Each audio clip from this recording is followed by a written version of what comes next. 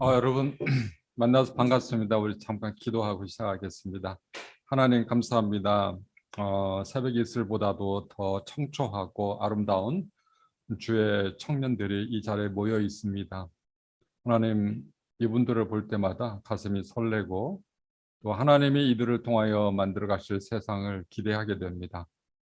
담장너머 교회 임승민 목사님과 또 모든 성도님들을 축복하여 주시고, 또 부족한 이 종을 또 강사로 세우셨는데 90분 동안 우리가 강의하고 또 질의응답하고 대화할 때 성령 하나님께서 우리와 함께하여 주셔서 우리가 꼭 알아야 될 것들을 배우게 하여 주시기를 간절히 원합니다. 이 시간 축복하여 주시옵소서. 예수님 이름으로 기도합니다. 아멘. 네. 여러분, 이제 저는 원래 이제 기자였습니다. 사회부 기자. 그래서 여러분 아신 분은 아시겠지만 제가 조선일보에서 한 사회부 기자로 현장에서 12년 근무를 했고요. 그 전에 좀 직장 생활을 했고, 그래서 한 15년 정도 직장 생활을 경험을 했습니다. 그리고 직장 생활을 영적인 위기를 맞이하고 그 가운데서 하나님께서 섭리를 통해서 여러 사람들을 만나게 해주셔서 제가 직장을 이제 떠나게 되었고, 그러면서 신학을 공부하러 갔습니다. 원래 이제 신학 공부를 하게 된 동기는 이거 물이 떨어지네요. 위에서. 네. 컴퓨터 혹시 모르니까 수건 같은 거 놓으셔서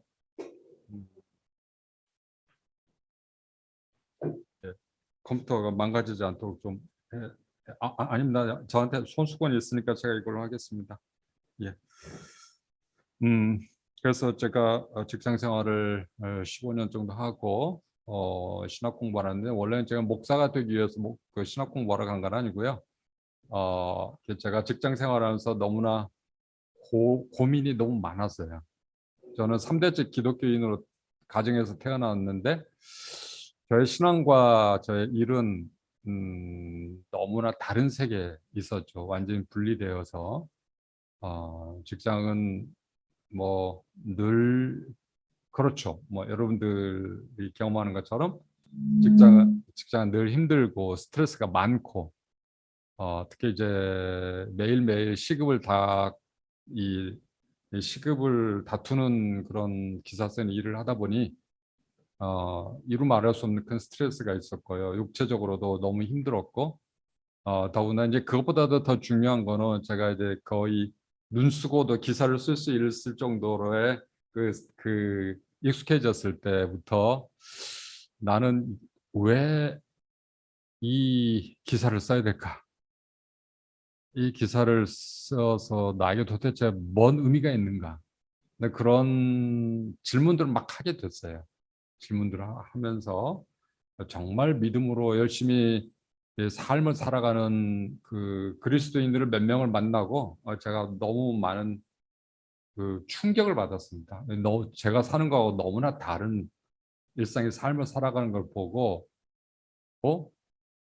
예수 믿고 사는 게 이렇게 다른가? 그걸 많이 느끼게 되었고, 그런 분들을 통해서 도전을 많이 받고 제가 여러 가지 고민하고 기도하는 가운데 이제 신앙이 무엇인지, 신앙인으로 산다는 거는 나에게 어떤 영향을 미치는 것인지 궁금해졌어요. 그래서 신문 기사에 글을 쓰는 것도 좋지만 더 좋은 글을 써보고 싶고, 또 그리스도인으로 제대로 한번 살아보고 싶다. 저를 개혁하기 위해서 저를 바꾸고 싶어가지고 제가 사실 신학교 와서 공부를 한 거예요. 그래서 제가 이제 캐나다 밴쿠버에 있는 리전 칼리지에서 공부를 했는데, 거기에서 만난 분이 폴 스티븐스 교수님입니다. 이분은 한국에도 굉장히 유명한 분이거든요.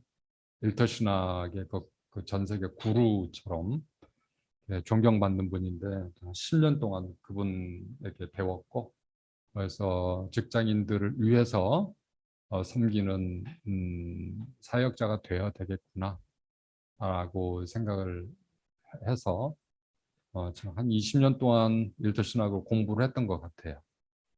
그리고 이제 공부를 하면서도 계속 그 직장과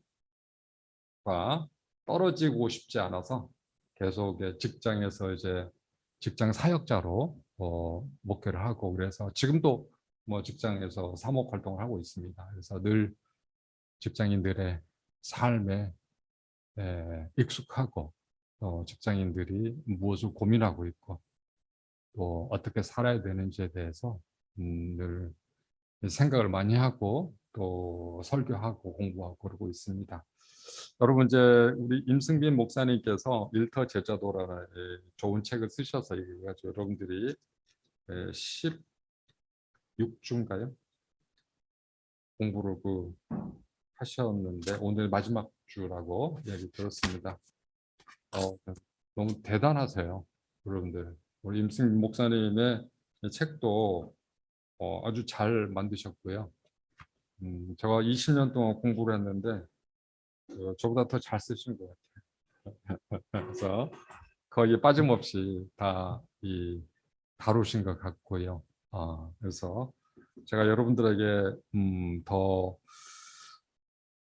뭘 강의를 해야 될까? 다 하셨는데 제가 뭘 가르쳐야 될까? 참 고민을 많이 했습니다. 그리고 이제 여러분들이 보내주신 질문지를 받아봤는데 질문이 저기 28개예요. 제가 이렇게 많은 질문 받아본 건 처음입니다.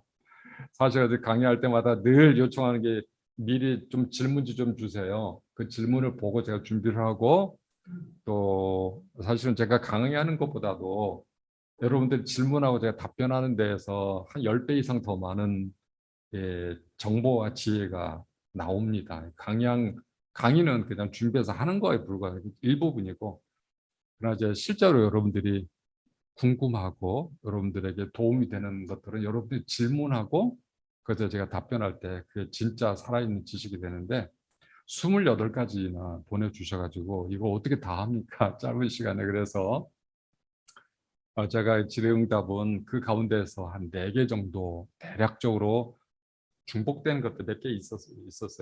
그래서 대표적인 거 한 4개 정도 뽑아서 제가 거기에 대해서 미리 이 질문을 읽고 답을 드리고요. 그리고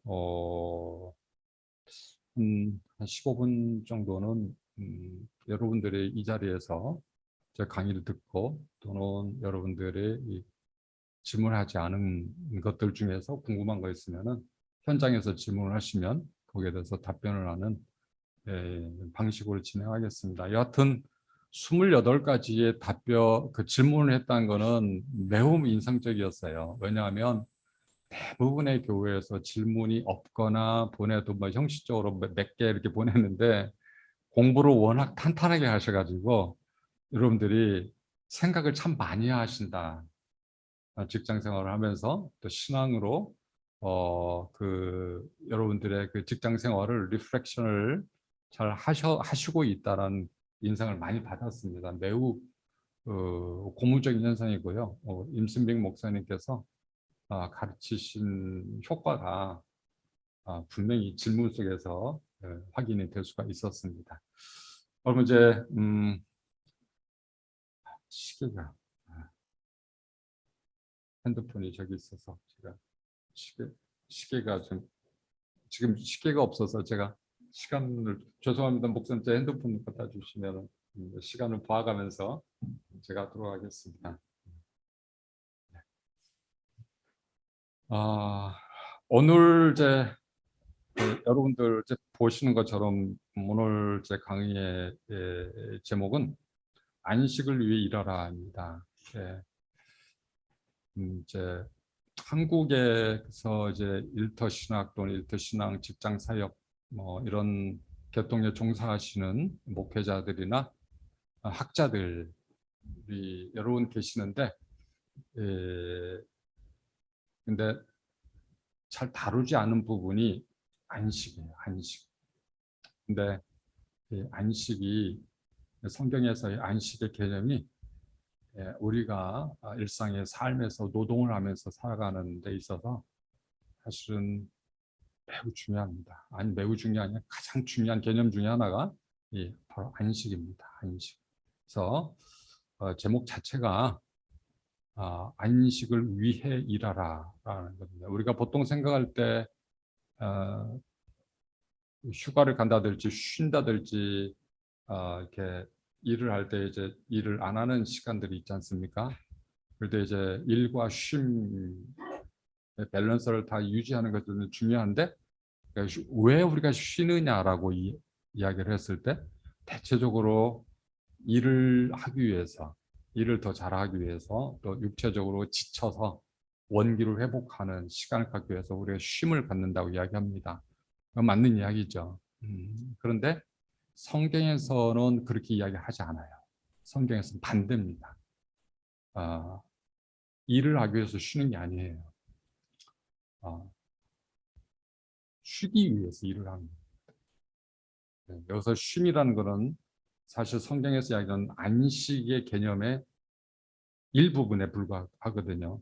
그래서 오늘은 제가 이 안식의 개념을 여러분들에게 좀 수박겉 핥기지만은 사실 이 안식에 대해서 공부를 하려면은 한 넉 달 정도 필요합니다. 제가 안식에 대해서 가르칠 때는 한 넉 달 정도 공부를 하는데 굉장히 복잡해요. 굉장히 많은 의미, 깊은 의미를 가지고 있어 성경에서 이야기하는 안식은. 근데 이 개념을 모르면 우리가 노동을 이해를 못합니다. 성경에서. 그래서 오늘은 간략하게나마 짧게 성경에서 이야기하는 안식의 개념에 대해서 여러분들에게 먼저 설명을 해드리고 그리고 우리가 안식을 위해서 일을 한다는 것은 무엇을 의미하는 건지 왜 그래야 되는지에 대해서 설명을 하도록 하겠습니다.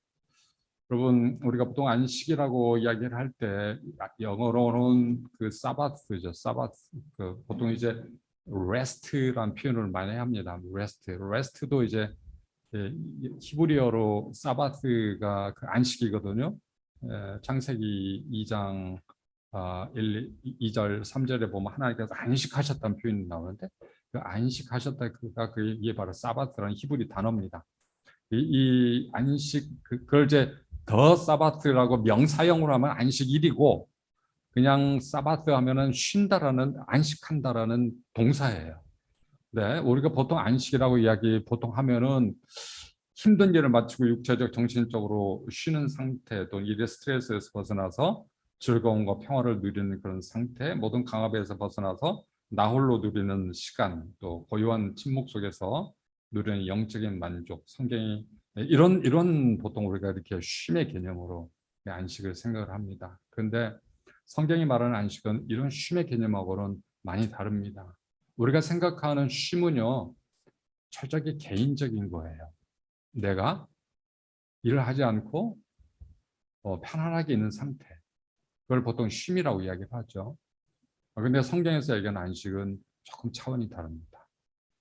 성경에서의 안식은 하나님의 약속이자 또 명령입니다. 안식일을 지키라고 말씀하시잖아요. 이거는 안식하라는 뜻이거든요. 그러니까 하나님 명령이고요. 그리고 이 성경의 안식은 하나님과 나와의 관계 안에서만 가능한 겁니다. 이게 왜 그런지는 조금 더 말씀드리겠습니다. 그리고 세상과 또 이웃과의 관계 안에서만 안식이 가능해요. 그러니까 나 혼자 쉰다고 안식이 아니라는 뜻이죠. 그래서 공동체적인 평화를 지향하는 것이 바로 성경에서 말하는 안식이고요. 그래서 성경에서는 일보다 안식이 우선입니다. 생각해 보세요. 하나님께서 인간을 창조하시고 일의 소명, 일하라고 명령하신 거는요. 창세기 2장 15절입니다. 하나님께서 아담을 에덴 동산에 두시고 경작하고 지키라라고 말씀하셨죠. 근데 그 이전에 창세기 2장 1, 2, 3절에서 하나님 안식하셨어요. 하나님 안식하셨다는 것은 하나님의 모든 피조물들을 하나님 안식 안으로 초대했다는 뜻입니다. 그래서 일을 하기 전에 하나님 먼저 안식의 선물을 주셨어요. 그래서 일보다 안식이 우선이다는 것이 여러분들이 꼭 기억하시기 바라고요. 그리고 안식한다는 쉰다는 건데 우리가 쉼이라는 건 굉장히 비생산적인 거라고 생각하잖아요. 그러나 안식은요 우리 삶에서 가장 생산적인 활동입니다. 왜 그런지는 조금 이따 설명드리겠습니다. 자, 먼저 안식에는 여러 가지 측면들이 있습니다. 먼저 우리가 살펴볼 것은 하나님의 안식입니다.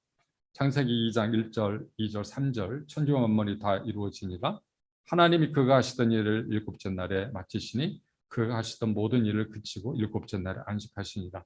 하나님이 그 일곱째 날을 복되게 하사 거룩하게 하셨으니 이는 하나님이 창조하시며 만드시던 모든 일을 마치시고 그 날에 안식하셨습니다. 하나님이 안식하셨다는 뜻이죠. 여기서 이야기하는 하나님의 안식은요, 하나님이 이 세상을 창조하는 일을 완성하셨다는 것이고요. 그 완성의 결과가 바로 안식하는 거다. 하나님이 안식을 하실 때 혼자 안식하셨겠어요? 이 세상에 하나님이 창조한 모든 피조물들과 함께 안식의 상태를 누리신 것이죠. 그래서 하나님의 이 세상 창조한 목적이 뭐냐? 그것은 하나님이 그러면 이 하나님의 창조를 창세기 1장에서 1장에서 나오는 6일간의 창조를 생각해 보세요. 창조는 하나의 정점을 향해 가고 있거든요. 빛의 창조부터 시작해가지고 사람을 창조할 때까지 쭉 하나의 단계가 있습니다. 단계. 뭔가 에스컬레이트 되고 하나의 목적을 향해 있는데 그것이 바로 생명이에요. 생명. 하나님의 창조 활동은요, 곧 죽음에서 생명이에요. 죽음에서 생명. 왜냐하면 하나님이 창조 시작하기 전에 이 세상은 어떻게 되어 있죠? 물로 덮여 있었어요. 혼돈과 공허하고 혼돈했어요. 바로 죽음이고 죽음의 상태거든요. 죽음의 상태에 빛을 창조하기 시작하면서부터 하나님이 결국은 하나님이 이 세상에 생명을 창조하셨어요. 그 생명들이 평화를 누리고 질서 있게 살아가는 그 삶. 그래서 번성할 수 있는 환경을 갖추는 것. 이것이 바로 창조의 목적이에요. 그 목적이 다 끝나고 나니까 하나님 뭐라고 하셨습니까? 보기 참 좋았다라고 했어요. 참 좋았다. 이거는 참 좋았다는 거는 항상 좋았다라는 표현은 히브리어 토브라는 단어인데 이 토브라는 거는 굿입니다. 굿인데 항상 이 단어가 사용될 때는요 생명과 연결이 됐어. 생명. 그래서 사람들이 살아가기에 너무나 좋은 곳이다라는 것이죠. 우리가 살아가는 이 세상은 사람은 살아가는 생명이 살아가는데 너무나 좋은 곳은 아니죠. 매우 스트레스가 많은 곳이죠. 그러나 하나님이 세상을 창조하셨다고 말씀하시는 것은 하나님 창조하는 세상 매우 생명이 충만하고 생명이 번성할 수 있는 평화롭고 질서 있고 화목한 그런 상태가 완성이 되었다. 그래서 그 결과가 뭐예요? 안식이다라는 것이죠. 인간은요, 그래서 근본적으로 안식하는 존재로 창조가 되어 있어요. 여러분, 우리는 일을 하는 존재이죠. 그런데 일을 하는 존재 이전에 안식하는 존재예요. 생각해 보세요. 우리가 하루에 8시간 일을 하죠. 8시간 자죠. 8시간 먹고, 쉬고, 여행하고, 대화하고, 관계 맺고, 그 살죠. 그러니까 우리가 일을 하는 시간 8시간밖에, 3분의 1밖에 안 돼요. 그 일이라는 게, 노동이라는 게 우리의 존재의 가장 근원적인 본질을 형성하는 게 아니에요. 가장 중요한 본질은요, 안식하는 쉼의 상태예요. 아무리 바빠도요, 조용하게 침묵 속에 나를 바라보는 시간이 없으면요, 내가 살아도 사는 것 같지가 않아요. 그래서 우리는 말씀을 묵상하고 기도하는 거예요. 왜냐하면 그 시간에 나를 발견하기 때문에, 그리고 나를 창조하신 하나님을 발견하기 때문에 우리가 그렇게 안식을 하는 거죠. 여러분 노동이 그렇게 우리는 먼저 하나님이 안식의 소명을 먼저 주셨어요. 노동의 소명 이전에 안식의 소명을 주셨어요. 그래서 노동이 안식을 파괴하면 안 됩니다. 안식을 위한 노동을 해야 합니다. 우리가 하는 이 세상에 하는 8시간 동안 하는 모든 일들이 결국 뭐에 도움이 돼야 되냐면 우리가 안식의 삶을 누리는데 도움이 돼야 되는 거예요. 그게 하나님이 이 세상을 창조하신 목적이기 때문에 그렇습니다. 그래서 하나님은 이 이사야 선지자의 그 예언 그리고 요한계시록의 예언을 통해서 이 세상이 궁극적으로는 지금 죄악으로 충만하고 힘들고 짜증나는 세상이지만은 이 세상이 결국 우주적인 안식이 올 것이고 그것은 평화로운 세상이 될 것이라고 이미 예언을 하셨어요. 그래서 하나님의 안식은 충만함으로 평화롭게 서로 사랑하며 생명이 충만한 기쁨을 누리는 그 상태를 이야기를 하고 있고요. 우리가 존재하는 이 세상이 존재하는 하나님 우리를 하나님 형상으로 창조한 목적 그 이유는 바로 하나님과 함께 하나님이 우리에게 주신 안식하는 세상을 만들어 가라. 우리에게 노동의 명령을 주신 거예요. 안식의 키워드는요. 생명과 평화와 질서입니다. 그래야 우리가 살아갈 수 있기 때문에 행복할 수 있기 때문에 그렇습니다. 자, 하나님의 이제 안식하셨는데 출애굽기 20장 8절에서 11절 보면 이게 10계명의 네 번째 계명입니다. 안식일 계명입니다. 안식일을 지키라고 하셨어요. 그러면서 11절에 뭐라고 말씀하시냐면 왜 우리가 안식일을 지켜야 되느냐라고 물어볼 때 하나님 뭐라고 말씀하시냐면 이는 엿새 동안 나 여호와가 하늘과 땅과 바다와 그 가운데 모든 것을 만들고 일곱째 날에 쉬었음이라. 그러므로 나 여호와가 안식일을 복되게 하여 그날을 거룩하게 하였느니라. 내가 쉬었거든. 내가 안식했거든. 그 일곱째 날에. 그러니까 너희도 안식을 해. 그런데 여러분 이 출애굽기에 나오는 안식일 계명은요 역사적 배경이 있죠. 이스라엘 백성들이 애굽에서 탈출을 했잖아요. 애굽에서 어떤 상태였으니까 노예 상태였잖아요. 쉼없이 일만 했잖아요. 그래서 그들은 어떻게 됩니까? 하나님을 잃어버렸죠. 일만 하니까. 쉬지를 못하니까. 생존에 급급한 거죠. 그러니까 시간만 나면 어떻게 해요? 누워서 자야 되죠. 눈 뜨면 출근해서 일을 해야 되죠. 이런 이 고통스러운 상황에서 하나님이 그들을 탈출시켜 주셨어요. 그런데 출애굽에서 가장 중요한 사건이 하나 일어나는데 그게 바로 16장의 만나 사건. 먹을 게 실제 다 떨어졌어요. 굶어 죽게 생겼어요. 그들이 원망을 했죠. 그럴 때 하나님이 그들에게 만나를 하늘에서 내려주시잖아요. 그들이 만나 사건은요. 진짜 기적이 뭐냐면 하늘에서 만나가 내려온 또 기적이지만은 그래서 그들은 첫째 날부터 여섯째 날까지는 아침마다 나가서 만나를 수거해서 그걸 먹어야 돼요. 근데 하나님이 일곱째 날에는 만나를 안 주셨어요. 그리고 여섯째 날에 이틀치분을 주셨어요. 그리고 첫 여섯 날은 만나를 하루만 넘겨도 썩어도 못 먹었어요. 그런데 여섯째 날 만나를 이틀치분을 수거를 했는데 일곱째 날 안 썩어요. 안식일에 먹을 수 있게 해주셨어요. 이게 무슨 사건이냐면 봐라. 너희들이 먹고 사는 거는 내가 주는 은혜로 사는 거야. 6일간도 주지만 일곱째 날은 너희들이 수고하는 노동을 하지 않아도 먹고 살 수가 있잖아. 이게 다 누구 덕분? 하나님 덕분. 하나님은 어떤 분이에요? 우리에게 쉼을 주시, 안식을 주시. 그런데 애굽의 바로 왕은 쉬지 못하게 일만 시켰잖아요. 그러니까 그들이 하나님을 잃어버렸잖아요. 그래서 하나님이 이스라엘 백성들에게 출애굽한 이스라엘 백성들에게 가르쳐 주신 건 뭐냐면은 너희들이 먹고 사는 거는 너희들이 노동에 달린 것이 아니라 내가 주는 은혜야. 너희들이 노동 자체도 내가 주는 은혜가 있기 때문에 가능한 거야. 그렇기 때문에 6일 동안은 열심히 일을 해. 그것도 내 은혜이지만은 일곱째 날은 너희들이 일을 안 해도 먹고 살 수 있어. 그만큼 충분히 내가 뭐 너희들의 먹을 걸 줄 거니까 그날은 일을 하지 마 라고 말씀하신 거예요. 그러면서 하나님이 뭘 요구하시냐면은 모세에게 성막을 지으라고 그랬어요. 출애굽기 전체 40장이거든요. 그중에 25장에서 40장까지 16장이 성막을 만드는 거예요. 말하자면 성전, 이동식 성전을 만든 거였어요. 왜 성전을 만들어요? 그곳에 하나님을 예배하기 위해서요. 그래서 출애굽기 주제는 뭐냐면 우리가 먹고 살아가는 거는, 우리가 생존하는 거는 하나님의 은혜야. 그래서 우리가 하나님을 예배해야 돼.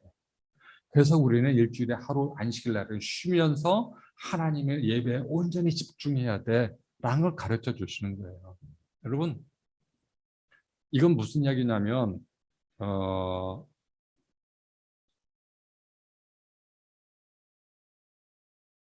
우리가 열심히 일을 해서 먹고 살아가는 게 아니라는 것을 깨달아야 해요.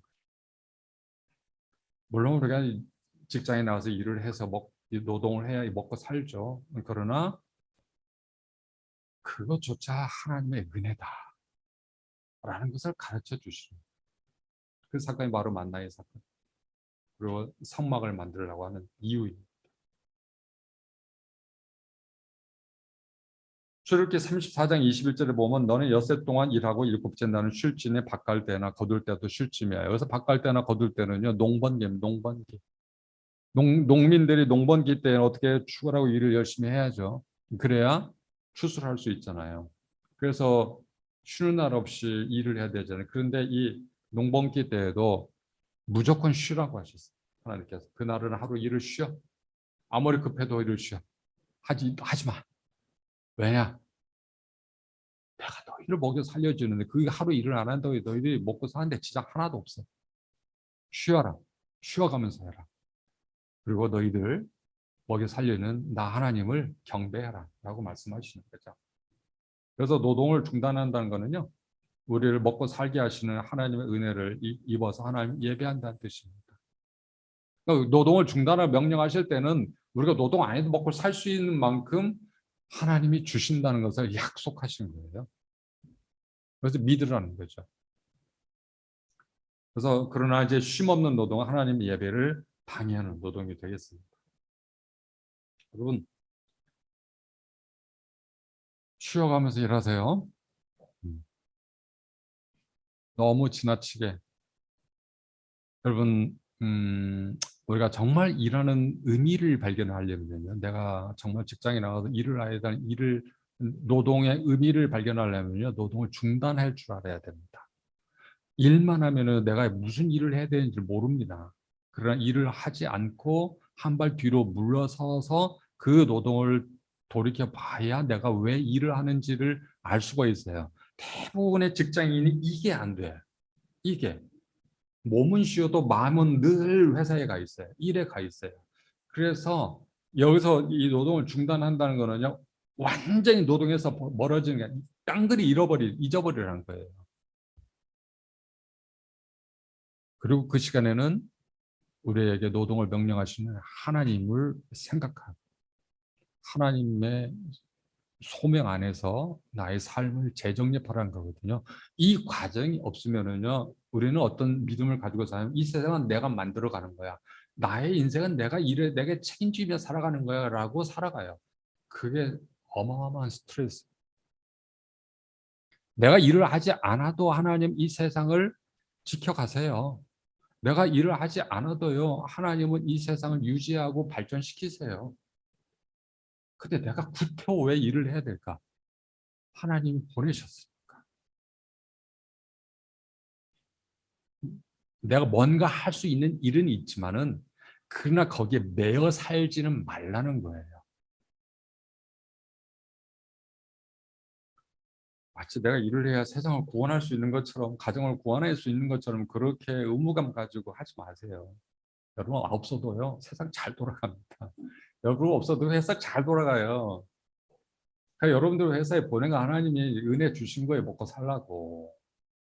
그래 하나님이 일을 하라고 할 때는 하고 하지 말라고는 하지 말아야 됩니다.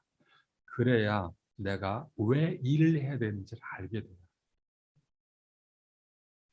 자, 저 안식일 계명에 십계명이 성경에 두 번 나오잖아요. 출애굽기 20장에 나오고 신명기 5장에 나옵니다.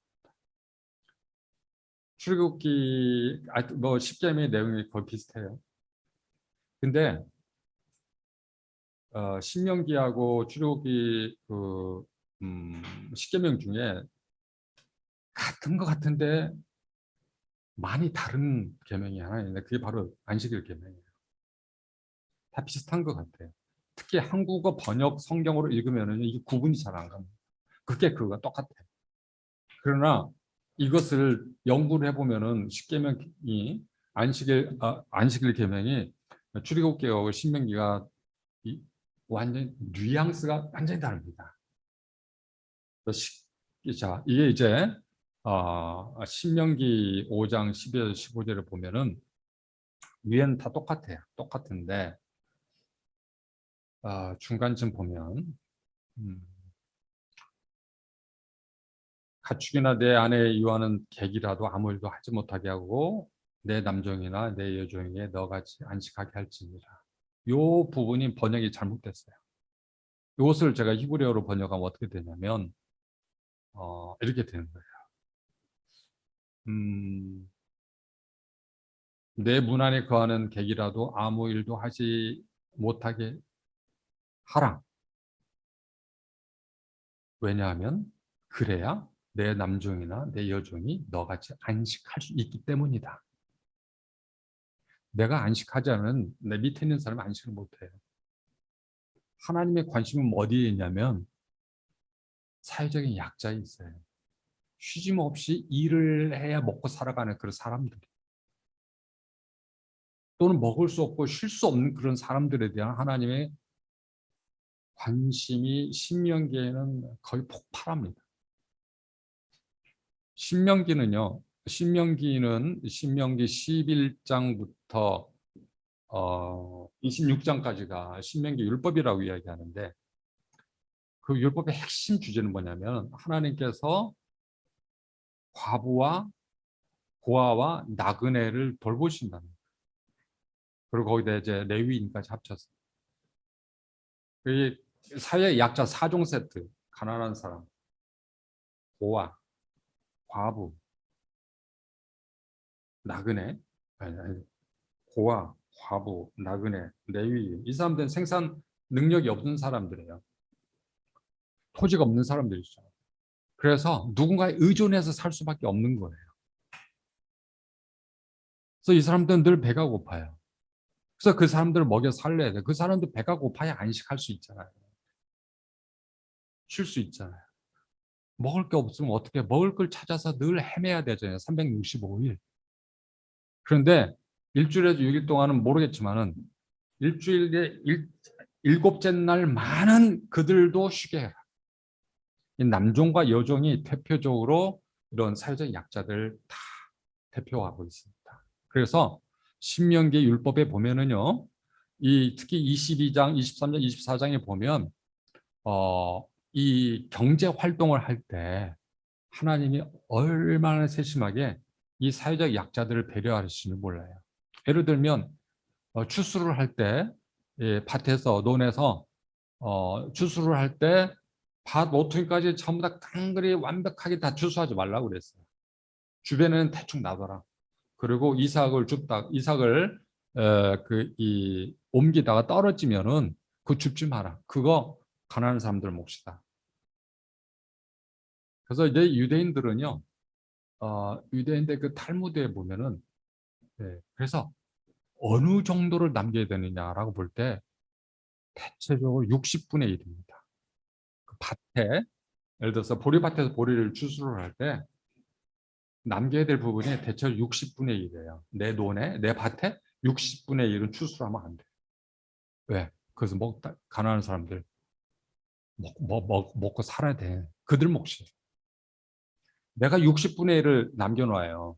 그 다른 사람도 60분의 1을 남겨놔요. 모든 사람도 60분의 1을 남겨놔요. 그 온 마을 사람 60분의 1을 남겨놓으면요, 그거 가지고 고아나 과부, 나그네 이런 사람들이 1년 내내 먹고 살 수 있어요. 그 대표적인 케이스가 룻이 그렇게 해서 가난을 보릿고개를 넘어갔잖아요. 그래서 하나님은 신명기 안식일 계명에서 뭘 요구하냐면 함께 안식해라. 함께. 모든 사람들이 골고루 나눠서 함께 먹고 가난한 사람을 배려하는 안식을 해라. 그 안식을 선물하라 라고 말씀하세요. 그래서 사회적 약자를 돌보신 하나님의 사랑을 본받아야 하는 믿음의 공동체를 위해서는 반드시 안식을 해야 된다. 그래서 안식은 사회 정의예요. 그래서 신명기 10장 17절 20절에 보면 하나님께서 얼마나 가난한 사람들을 배려하시는지 알 수가 있습니다. 그래서 없는 자들과 약한 자들이 안식할 때 꼭 굶지 않고 안전하게 살아갈 수 있을 때 공동체가 진정으로 평화로울 수 있어요. 안식할 수 있어요. 그래서 우리들이 직장에서 일할 때에는 나와 관계된 사람들 중에 약자들의 안식을 적극적으로 보장하기 위해 일을 해야 됩니다. 전형적으로 갑질을 하지 말라는 거예요. 우리 사회가요. 우리 지금 대우조선해양 이 사건에서 봤지만은 하청구조잖아요. 이 하청구조가 약자를 희생시켜서 있는 사람들이 먹고 사는 구조거든요. 똑같은 일을 해도 하청에 재하청 또 삼청까지 내려가면은요. 원래 하청 주었던 원래 원청 받았던 회사와 계약했던 그런 그 이 비용의 절반 이하로 떨어집니다. 그러니까 내가 하루 일을 해서 20만 원 벌 수 있다면 10만 원도 못 버는 거예요. 하청을 내려가면. 이건 완전히 갑질의 구조죠. 그래서 밑에 있는 사람은 못 살게 만들죠. 도저히 평화롭게 생명을 유지하며 살아갈 수 없는 상황을 만들어가는 이런 일을 금지하는 거예요. 신명기 안식일 계명. 그리고 이제 레위기에 보면은 안식년이 있습니다. 레위기 25년에 25장 레위기 25장 1절에 7절에 땅의 안식이죠. 땅도 안식을 해야 된다고 말씀하시고 있죠. 제가 다 읽지는 않겠습니다. 여러분 다 아시는 말씀이니까. 일곱째 해에는 경작하지 말고 놀려라. 그런데 경작하지 말고 놀리라는 게 이유가 가장 중요한 이유가 뭐냐면 그 해에는 그 땅의 소유주가 거기서 일곱째 해에 나는 자연적으로 나는 농산물을 먹으라는 게 아니라 들짐승까지도 일곱째 해에는 이 세상에는 모든 휴경지에서 먹을 수 있는 권리가 있는 거예요. 땅 주인뿐만 아니라. 왜? 땅은 모든 하나님 것이기 때문에. 그래서 안식년은요, 사실은 생태계가 쉼을 누리면서, 땅이 쉬면서, 땅이 제공하는 혜택을 모든 피조물들이 누리는 거예요. 이게 안식년의 핵심입니다. 사람만이 안식이 필요한 것이 아니라 모든 피조물들이 안식이 필요한다는 뜻이죠. 여러분, 땅을 안식하지 않게 하면 땅이 사람을 추방합니다. 예를 들어 레위기 26장 34절 35절에 보면 너희가 원수의 땅에 살 동안에 너희의 본토가 황무할 것이므로 땅이 안식을 누릴 것이라.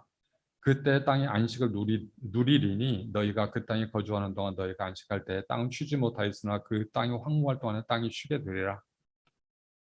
사람만 쉬는 게 아니라니까요. 땅도 쉬어야 돼. 자연도 쉬어야 돼요. 손대지 말아야 돼요. 그런데 이 자연을 우리는 어떻게 해요? 샅샅이 전부 다 짓밟잖아요. 우리의 이 인간의 이 욕망, 탐욕을 위해서 개발하고 뒤집었고 한 해도 놀리잖아요. 모든 것들을 다 인간의 것이라고 생각하기 때문에 그러나 인간이 마치 자연의 주인인 것처럼 소유가 착취해온 근대 사회 이후 발생한 기후 변화는 땅이 사람을 추방하는 과정이에요.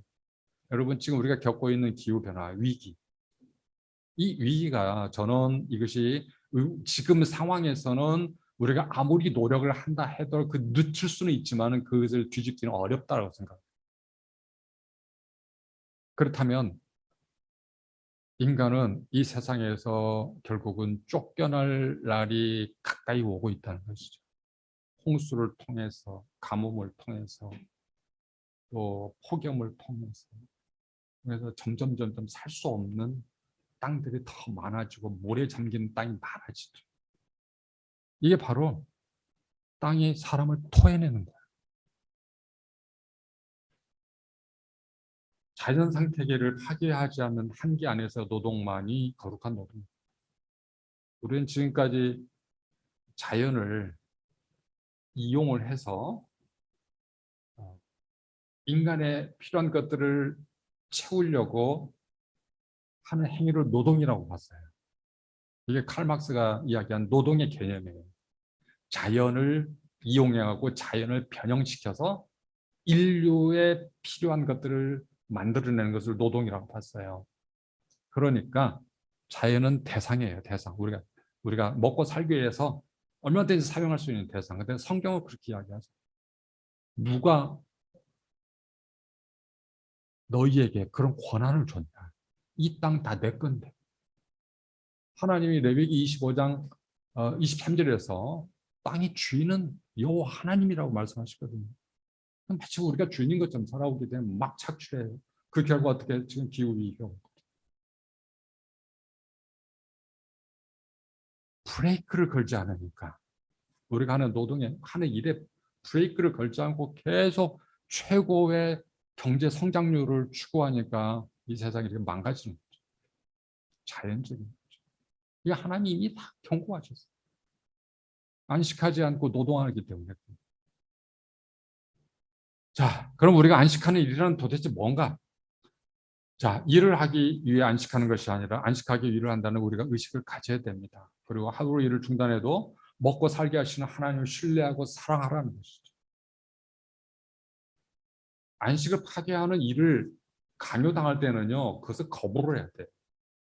그래도 먹고 살 수 있어요. 왜? 하나님의 약속이기 때문에.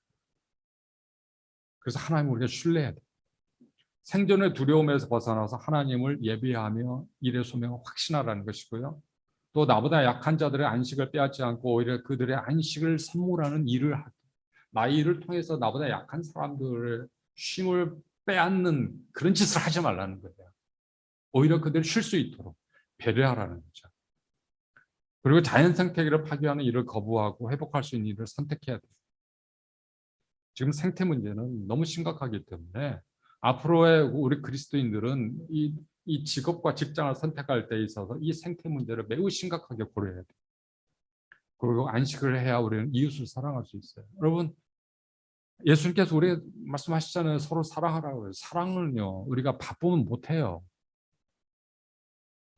사랑은 상대방이 나를 주는 거잖아요. 나의 시간을 주는 것이고, 나의 물질을 주는 거, 나의 열정을 주는 것이고, 내 자신을 주는 거잖아요. 사랑이라는 게. 그러니까 내가 바빠. 일을 할 때 바빠. 일을 할 때 바쁜데 내가 어떻게 내 가족에게 사랑을 줄 수 있으면 내 교인들에게 사랑을 줄, 내 친구에 사랑할 수 있으면 못하잖아요. 여유가 있어요. 여유. 쉼이 있어요. 제가 직장 생활할 때 저희 부부가 관계가 거의 파탄지경이었어요. 지금 참 하나님 은혜로 다 회복이 됐지만 회복된 이유가 단 한 가지예요. 같이 있는 시간이 많아지니까. 직장을 그만두고 집으로 돌아와서 공부하고 목회를 하니까 당연히 아내하고 같이 대화하고 밥 먹고 여행하고 하는 시간들이 많아지잖아요. 당연히 좋아지죠. 서로 사랑할 수 있으니까. 여러분들 질문 가운데서 많은 질문, 몇 개의 질문이 요 문제예요. 요 문제. 네? 직장이 너무 많은 시간이 들어간다. 그리고 가정과 교회와 친구와 이런 관계 속에 너무 소홀하게 된다. 당연하죠. 소홀할 수밖에 없죠. 거기서 어떤 특별한 왕도를 찾으려면 안 됩니다. 왕도 없어요. 시간이 들어가야 돼요. 관계를 회복하려면, 사랑하려면. 절대적 시간이 필요합니다. 그래서 균형을 유지할 수 있는 방안을 찾아야 돼요. 안식하지 않으면 사랑할 수가 없어요. 또 일은 삶의 목적이 아니라 안식을 누리는 삶을 위한 수단이라는 것을 여러분 꼭 기억하시고, 일하기 위해서 쉬는 게 아니라 잘 쉬기 위해서 일을 해요. 사실은요, 아리스토텔레스가 니코마코스 윤리학에 보면은 여가라는 것을 굉장히 중요하게 생각해요. 여가가 이제 영어로 보면 레저예요, 레저. 그러니까 일하지 않는 시간이 있어야 된다. 그래야 정치도 할 수 있고 철학도 할 수 있고 종교도 할 수 있다. 아리스토텔레스에게는 그래서 형이상학적인 활동이 훨씬 더 중요했잖아요. 그래서 밑에서 일을 하는 사람, 경제활동, 로마 시대 때 이 그리스 시대 때 일을 하는 사람 누구예요? 노예. 쉼이 없는 노예. 그 사람들이 열심히 일해서 경제적 기반을 마련해주고 그것을 바탕으로 해가지고 시민들이 또 귀족들이 여유 있는 시간을 가질 수 있어요. 그래야 나라가 잘 돌아간다. 이게 아리스토텔레스 윤리학의 핵심 주제 중에 하나거든요.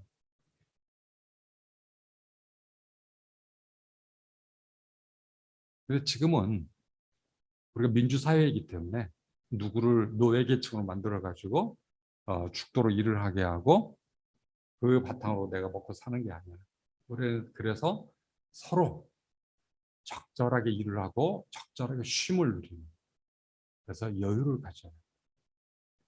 그러니까 일을 하는 목적이 돈 버는 게 아닌다니까요. 돈을 벌어서 뭐 하려고 그래요? 돈을 벌어서 잘 쓰려고 하잖아요. 근데 일을 너무 많이 하면 돈을 벌긴 하는 돈을 쓸 시간이 없네. 그렇잖아요. 여행을 제대로 갈 수 있어요. 뭐 휴가를 제대로 갈 수 있어요. 제가 참 불쌍한 사람 중에 하나가 의사예요, 의사. 의사들은 쉬는 날도 없어요. 그냥 계속 일만 해요. 돈을 열심히 벌어요. 근데 자기를 위해서 돈을 쓸 시간이 없어요. 누가 탔어요? 의사 부인이 탔어요. 그렇습니다. 그래서 왜 돈을 버는지 생각해 보세요. 돈을 쓰려고 벌잖아요. 잘 써야 되잖아요. 잘 쓸 수 있는 시간이 있어야 되잖아요. 그래서 안식을 위해서 우리 일을 한다는 것을 여러분 꼭 기억하시고 바라고요. 일하기 위해서 나와 타자의 안식을 파괴하지 말아라. 안식을 소중히 여길 때 의미 있고 행복한 직장 생활을 할 수 있다. 여러분, 참, 이 각박한 직장 생활 가운데서 참 신선노름하고 계시네라고 말씀하실 수도 있어요, 여러분들이. 제가 이렇게 저분은 참 세상을 잘 모르네. 저 세상 잘 알거든요. 그렇게 살았거든요. 지금도 그 세상 한복판에 살고 있거든요. 그런데 제가 발견한 정말 진리는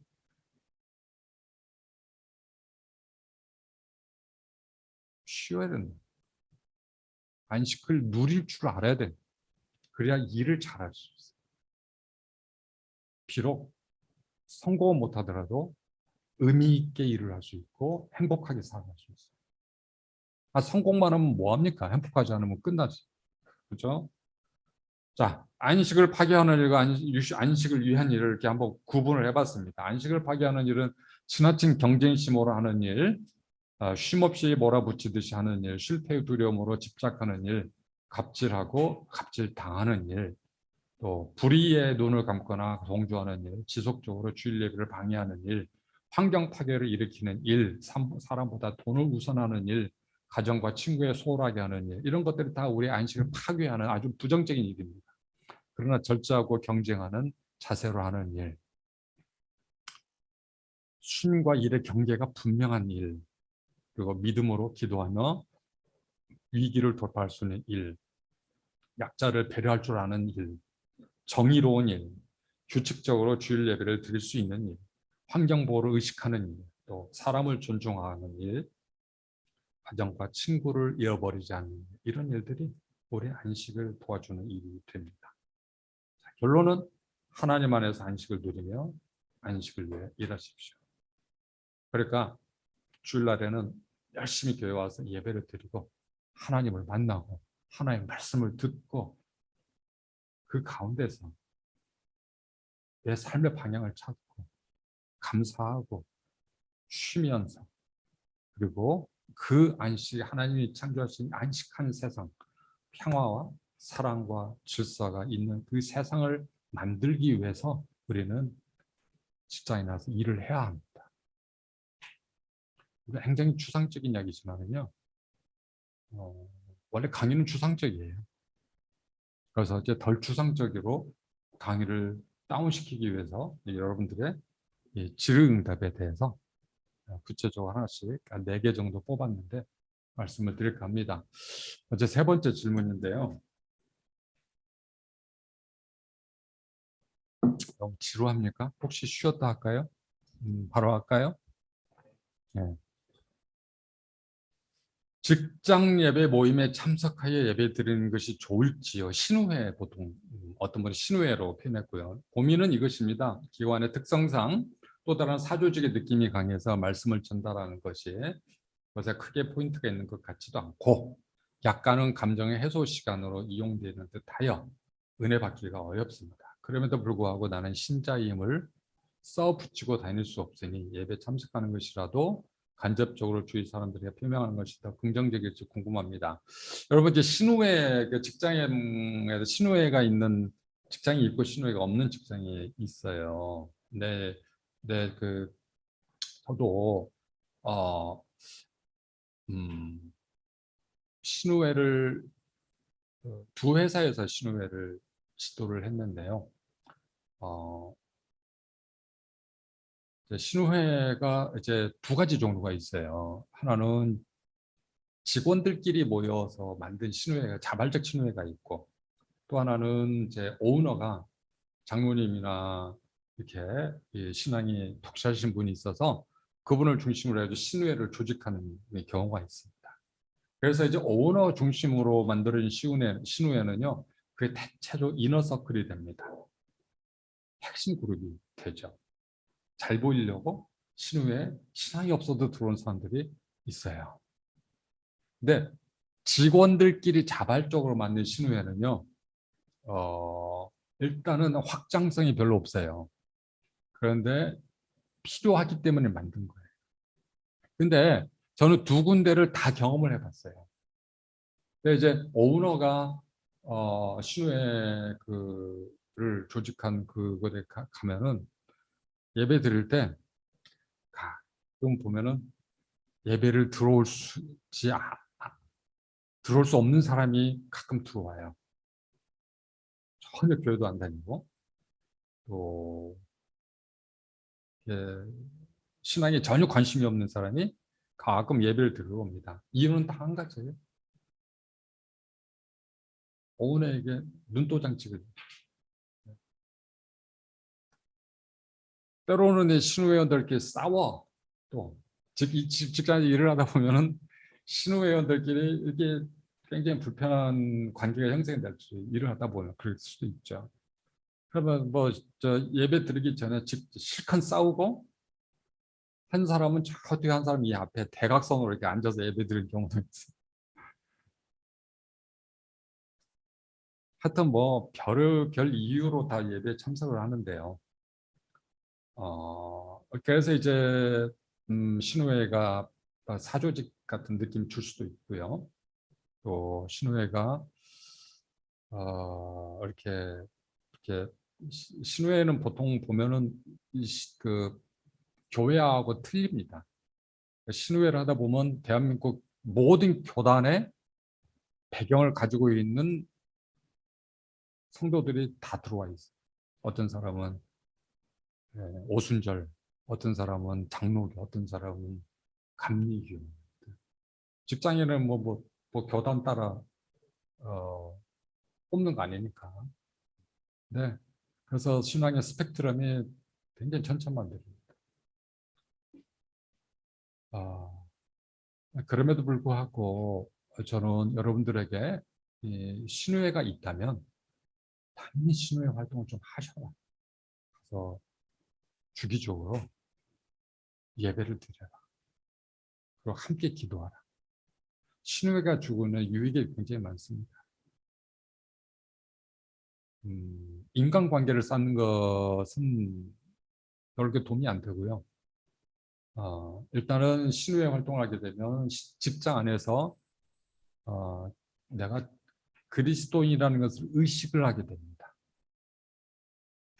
그게 엄청나게 중요합니다.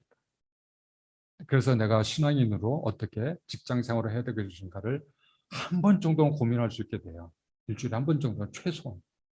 그것이 우리의 직장 생활의 방향을 잡아줘요. 이렇게 잡아줘요. 흐름. 그렇기 때문에 일탈하지 않아요. 그리고 큰 불의를 저지를 수가 없습니다.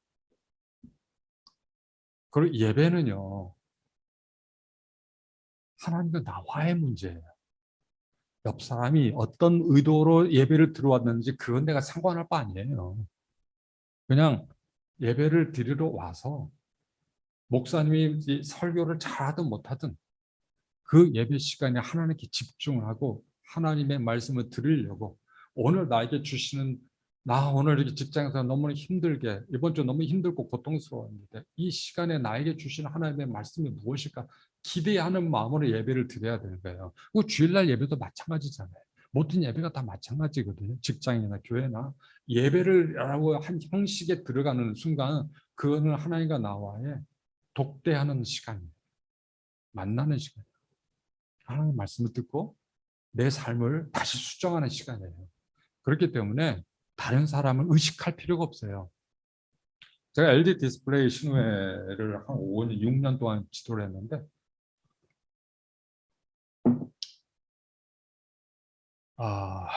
부사장님이 가끔 오셨어요. 근데 직원들 이야기가 우리 다른 신우회들 이야기, 회원들 이야기가 뭐 부사장님 안 오는 게 우리를 도와주는 거다. 부사장님이 평소에 직장 생활을 하는 거 보면은 이 기독교인 아닌 것 같다. 그런데 옆에 있는 사람에게는 너 신우에 나가라고 교회 다니라고 잠깐 전도 활동을 하니까 너무 부끄럽다는 거예요. 그러나 저는 그렇게 생각하지 않습니다. 우리 솔직히 이야기해서 직장 생활을 할 때 우리도 실패 많이 하고요. 우리도 죄 많이 지어요. 그리스도인이라고 예외가 아니에요. 제가 지금도 직장 사회가 사목 활동을 하지만은 우리 그 사장님부터 시작해 해가지고 그리스도인들 많거든요. 한 30%가 기독교인이에요. 70%는 기독교인이에요. 구분이 안 돼요. 구분이. 누가 기독교인이 아닌지 구분을 말로 물어봐야 알아요. 행동으로 구분 안 돼요. 다 그렇게 살아요. 그럼에도 불구하고 하나님 앞에 나와서 하나님의 말씀을 듣고자 하는 것은 당신이 나보다 위입니다. 라는 걸 고백하는 거예요. 그렇기 때문에 그리스도인의 정체성을 잃어버리지 않으려면 신우의 활기가 있다면 신우의 활동을 적극적으로 하셔라. 그리고 함께 어려움을 나누어라. 그래서 함께 기도하고 또 실제적 도움도 받고 그리스도인으로서 신앙의 도움을 받고 그런 기회가 너무 중요하다라고 말씀을 드리고 싶고요. 그래서 그럼에도 불구하고 나가셔라. 그래서 신우예배에 참석하셔라라고 제가 말씀을 드리고 싶습니다. 그다음에 두 번째는요. 5번 질문인데 직장에서 일을 거절하는 것이 어렵습니다. 직장에서도 이웃을 섬긴다는 개념으로 도와주는 것과 적절한 거절 사이에서 구분이 어렵습니다. 이 구분을 할 수 있는 신앙적 경계선이 있을까요?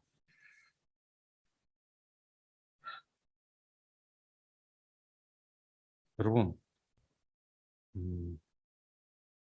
우리가 직장에서 예수님의 말씀에 따라서 이웃을 사랑을 해야 되겠죠, 그죠? 이웃을 사랑한다는 게 뭘까요? 예수님은 십자가에서 우리를 사랑하시기 때문에 자기의 목숨을 주셨잖아요.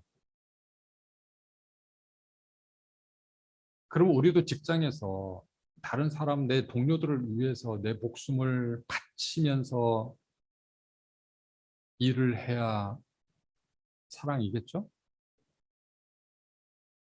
그죠? 근데 그게 지속 가능할까요? 예수님의 십자가의 사랑은 인류를 구원하는 종교사적인 희생이에요. 그래서 예수님은 우리에게 사랑이라고 하는 것은 하나님의 사랑이 무엇인지를 우리에게 보여주셨어요. 하나님의 사랑을 우리에게 보여주셨어요. 하나님은 자기 아들을 희생하면서까지 우리를 사랑하신다는 그 하나님의 진정 어린 그 하나님의 마음을 우리에게 보여주셨어요. 그게 십자가의 사랑이에요. 우리는요, 하나님이 아니에요. 우리는 사람이에요. 여러분, 종교개혁자들이 인간을 뭐라고 규정한 줄 아십니까? 죄인이자 의인. 예수 그리스도에 의해서 그의 피로 우리가 의인이 되었지만은 여전히 우리는 죄 가운데 죄와 싸우면서 살아가는 죄인이라는 거죠. 그게 우리 개신교의 인간관이거든요. 직장에서 우리에게 요구되는 사랑은 우리가 인간으로서 우리가 하나님이 아니기 때문에 인간으로서 우리가 할 수 있는 사랑을 하기를 요구하는 거예요.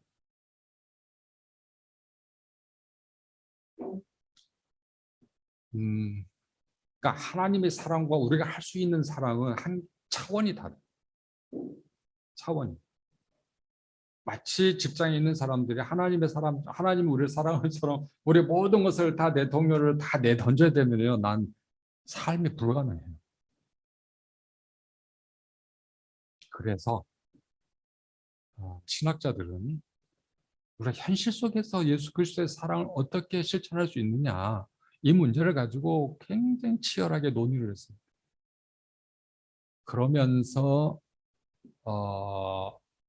의견이 이렇게 모아지는 부분이 뭐냐면 정의를 지켜야 된다. 정의, 정의. 사랑과 정의의 관계가 매우 중요합니다. 여러분, 정의를 뭐라고 생각하세요? 정의는요, 구약 성경에서도 하나님이 매우 중요하게 생각하는 게 정의와 공의, 이 하나님이시잖아요. 정의는 하나님과 인간이 맺은 약속을 지키는 걸 정의라고 이야기하는 거예요. 그래서 인간이 하나님과 맺은 약속을 안 지키면 하나님 뭐 하세요? 심판하세요. 그게 정의로운 거예요. 용서는 그 다음이에요. 하나님이 우리 죄를 용서하시기 위해서 십자가에서 예수님이 희생당한 이유는요, 하나님의 정의를 실천하기 위한 거예요. 우리가 약속을 안 지키고 죄를 지었으면 우리는 죽음의 심판을 받아야 돼요. 근데 하나님의 사랑이 그것을 못 견뎌요. 그래서 예수님이 우리 대신 우리가 받아야 될 죄의 대가를 짊어지고 가셨어요. 그게 바로 하나님의 정의예요. 이게 가장 잘 표현되는 게 로마서 3장 24절, 25절, 26절입니다.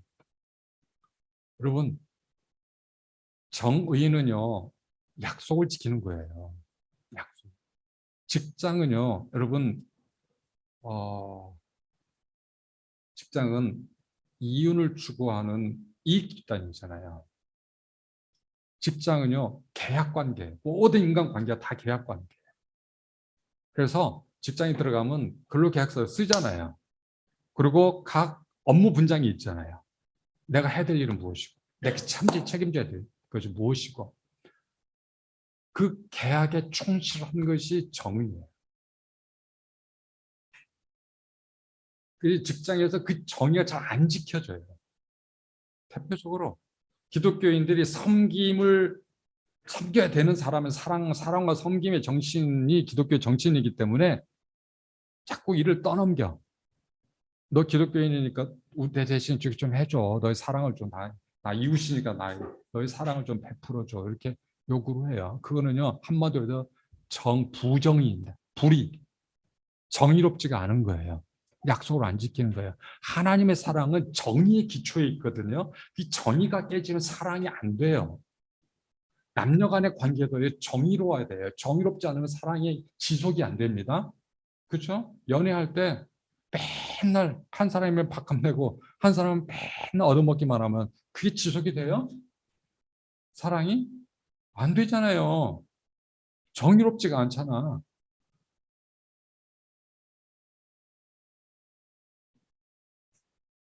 마찬가지예요. 부부지간에도요. 마찬가지예요. 부부지간에도 남편과 아내가 자기가 해야 될 기능 역할이 있어요. 그것을 해야 충족시켜야 그래야 그 안에서 사랑이 지속적으로 일어날 수 있어요.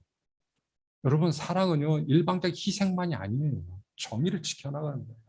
왜 우리가 사랑하는데요? 좋은 세상을 만들기 위해서 만드는 거 하잖아요. 그래 누구죠? 일방적으로 희생시켜가면서 좋은 이 세상을 만들어갈 수 있어요? 그게 갑질이죠. 그거는 정의가 깨진 거죠. 하나님도 우리를 그렇게 사랑 안 하세요. 하나님도 우리에게 하나님의 사랑을 약속하셨지만은 사랑 이전에 계약 약속을 하시잖아요. 약속을 지키면 내가 너를 축복하겠다. 이게 하나님의 언약이에요. 아브라함과 맺은 언약이에요. 그래서 직장에서 똑같아요. 계약에 충실해야 돼요. 원칙에. 정의. 그래서 여러분들이 사랑의 출발점은 정의라는 것을 꼭 기억하셔서 정의를 무너뜨리는 섬김의 요구 또는 부당한 업무 지시, 그다음에 불필요한 요구 이런 것들에 대해서는 여러분 정의의 관점에서 싸워야 됩니다. 아닙니다. 이건 아닙니다라고 이야기를 해야 돼요. 제가 이제 기자 생활할 때 어떤 경우가 있었냐면 저희 팀장이 참 이상한 사람이었어요.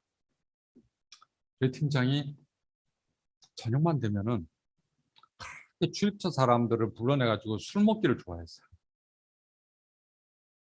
너무 짜증나고 저는 그래서는 안 된다고 생각했어요.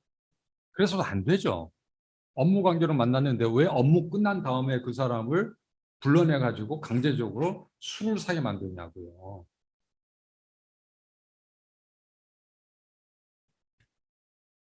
어떻게 해야 되겠어요? 저는요, 단 한 번도 그 요구를 들어준 적이 없습니다.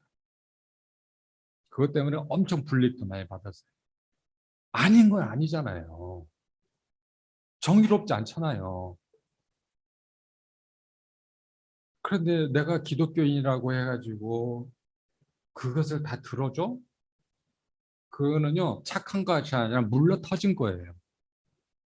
물러 터진 사람들은요, 불의와도 쉽게 타협을 해요. 사랑은요, 고린도전 13장에 보면 불의와 타협하지 않아요. 진리를 사랑해요. 진리, 진리를 지켜요. 진실. 그래서 기독교의 사랑은요, 진리 안의 사랑입니다. 이것을 예, 교황 요한 바오로 2세가 아주 유명한 회칙을 하나 썼어요. 그게 카리타스 인 베리타테라고 해요. 라틴어로 원 제목 카리타스 인 베리타테예요. 그거는 뭐냐면 charity in truth, love in truth. 진리 안에서의 사랑. 진리를 벗어난 사랑은 불이다. 그래서 섬기는 것도 좋지만 부당한 요구 는 단호하게 거절하셔야 된다. 그렇지 않으면 여러분들의 사랑과 섬김이 무너진다. 그리고 나중에 이용당합니다. 그리고 끌려가게 돼요. 처음부터 정의롭지 않으면 나중에 불의와 타협하게 돼요. 이런 부분에 기독교인들은 자기 불이익을 감수하고라도 싸울 줄 알아야 돼요. 단호하셔라 라고 말씀드리고 싶습니다. 그 다음에 세 번째 질문이에요. 매일 퇴사하고 싶은 마음으로 출근을 합니다. 이 마음은 자연스럽지 않은 것인지요? 노동 자체에 대한 권태를 극복할 수 있는 실제적인 방법이 있을까요? 여러분, 제가 여러분들한테 이 자리에는 여러분들 물어볼게요. 아침에 출근할 때 할렐루야, 빨리 출근하고 싶다, 감사합니다 하고, 특히 월요일 날 아침에 그렇게 출근하시는 분들 손 들어보세요. 한 명도 없네. 너무 일하고 싶어서 막 달려가고 싶은 사람은 손 들어보세요. 없어? 한 명도? 매일 퇴사하고 싶은 마음 안 드는 사람만 손 들어보세요. 매일 퇴사하고 싶은 마음이 전혀 안 드는 사람만 손 들어보세요. 몇 명 안 되네. 여러분, 대한민국 직장인 중에 7, 80%가 퇴사하고 싶은 마음으로 매일 출근해요. 이거 여론조사에 나와 있어요.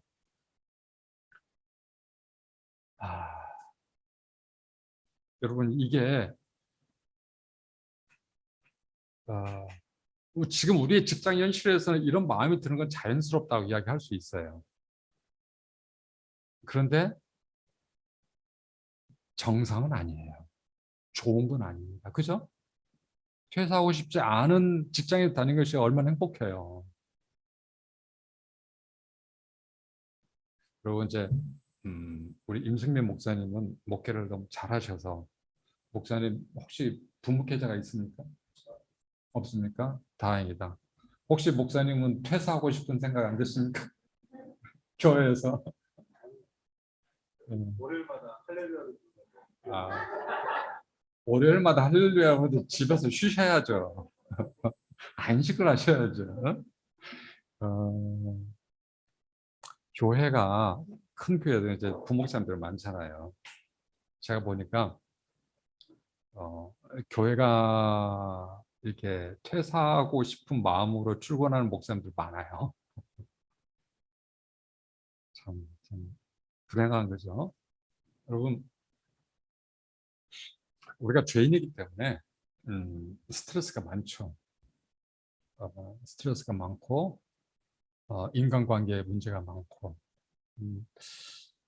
음, 직장인들의 한 80% 정도가요, 직장 스트레스를 인간관계에서 받습니다. 네. 그래서 의사소통이 잘 안 된다고 호소를 해요. 의사소통은 인간관계에서 나오는 거거든요.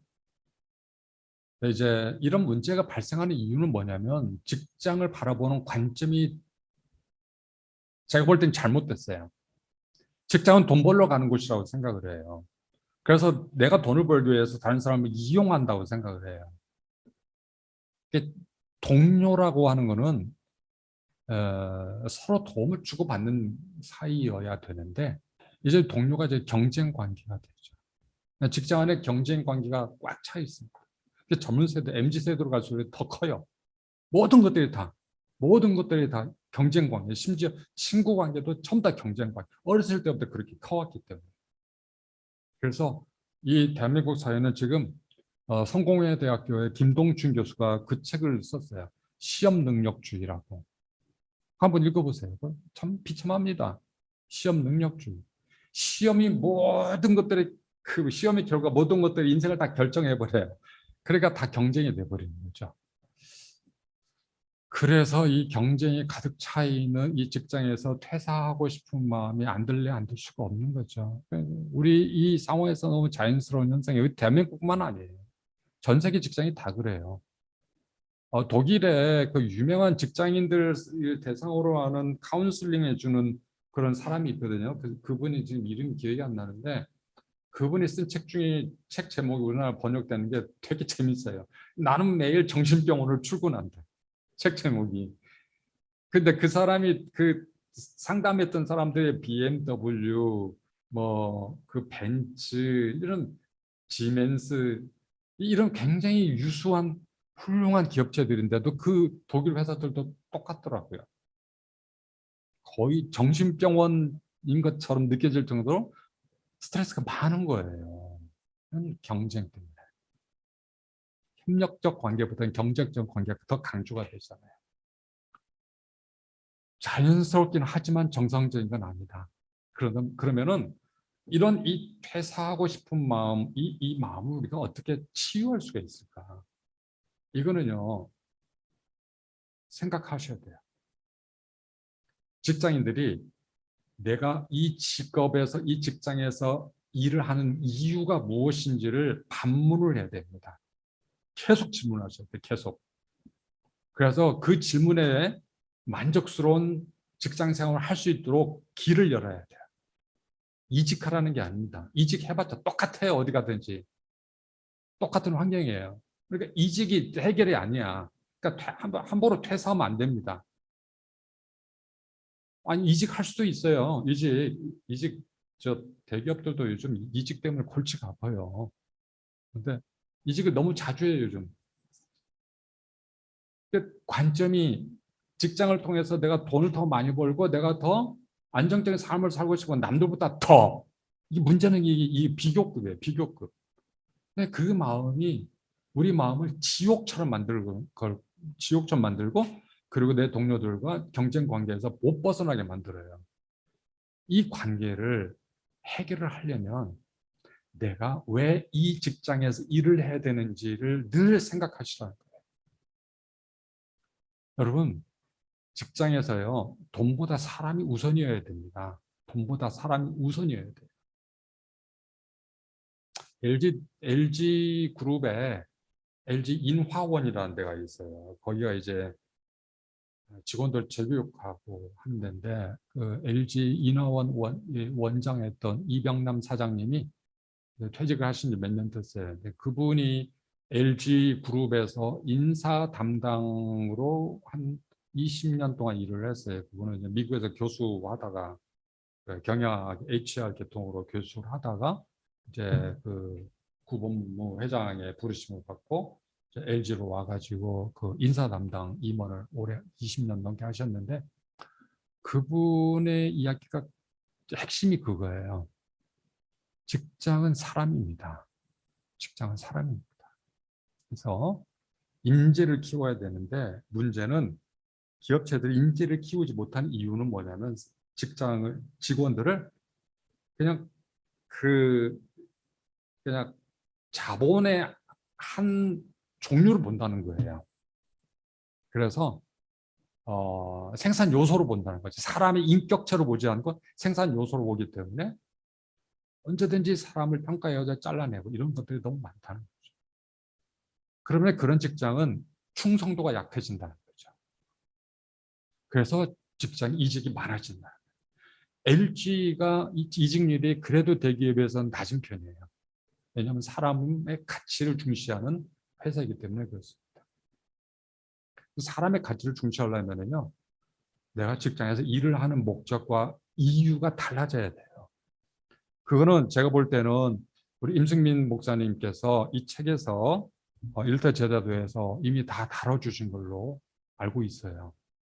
왜 우리가 직장 생활하는지, 왜 우리가 나가서 일을 해야 하는지 하나님의 영광을 위해서 해야 되는 거죠. 하나님의 영광, 또 하나님의 영광 구체적으로 뭘 이야기할까요? 하나님이 만든 이 세상을 더 좋은 세상으로 만들기 위해서 내가 뭔가를 공헌할 수 있는 그 일을 할 때 거기서 우리가 보람을 느끼는 거예요. 돈을 많이 번다고 해서 보람을 느끼는 거 아니에요. 그러면 순식간에 사라집니다. 돈 많이 버는 거는요. 연봉 계획해가지고 작년보다 내가 10% 올랐네. 기분 좋다. 그거요. 딱 하루 가요. 10% 오르면은요. 업무 부담은요. 20%가 늘어난다니까요. 그게 회사 그래서 나의 관심은 늘 사람에게 가 있어야 되고 나를 통해서 누군가 유익을 얻고 나를 통해서 누군가 도움을 받고 나의 직장 동료가 나에게 도움을 받고 사랑을 받고 그랬을 때 회사 가고 싶어요. 나의 성취가 높아지면은 그 회사에 더 남아있고 싶겠어요? 더 성취할 수 있는 곳으로 옮기고 싶죠. 그런데 직장에 가면은 사랑하는 나의 동료가 있어. 난 그들과 함께 일하는 게 너무 즐거워. 그래야 퇴사할 생각을 안 해요. 우리 인사팀장한테 계속 강조하는 게, 야, 좀 노는 프로그램을 좀 많이 만들어라. 노는 프로그램, 일하는 프로그램만 만들지 말고 노는 프로그램을 만들어서 서로가 서로에 대해서 더 많이 이야기를 하고 더 많이 즐겁게 하고 또 뭐 등산도 같이 가고 또 여행도 같이 하고 체육대회도 하고 회식도 하고 그래서 뭐가 좀 재미가 있어야지. 이놈 회사가 재미가 없어. 그만 짜증을 많이 내요. 그래서 겨우 5월 달에 한번 체육대회 한번 했어요. 어떤 사람의 관심을 두고 또 즐거운 회사 생활은요, 사람의 관계에 있는 거지 다른 데 있지 않아요. 기억하세요? 직장인들의 78%가 인간관계 때문에 스트레스를 받는다는 거. 그래서 스트레스를 풀려면 어떻게 해야 돼요? 인간관계를 풀어야 돼요. 인간관계를 잘 하셔야 돼요. 어떻게 인간관계를 더 잘할 수 있는가는 이거는 너무 많은 시간이 걸리니까 자, 마지막으로요. 직장에서의 일과 가정을 돌보는 일의 균형은 어떻게 맞춰야 하나요? 이웃을 사랑하는 마음으로 직장에서 일을 하다 보면 퇴근이 늦어질 경우가 빈번하게 생기는 가운데 오는 가정을 돌보는 어려움다. 예, 워라밸 문제이죠. 음,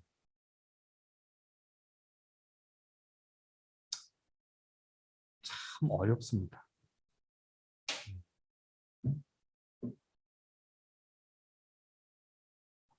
주 52시간제 돼가지고 여러분들이 가정생활에서 행복해지신 분 자신하시면 손 들어보세요. 없어요? 아니 52시간 노동시간 줄여졌는데도 나머지 시간 다 어디다 쓰는 거예요?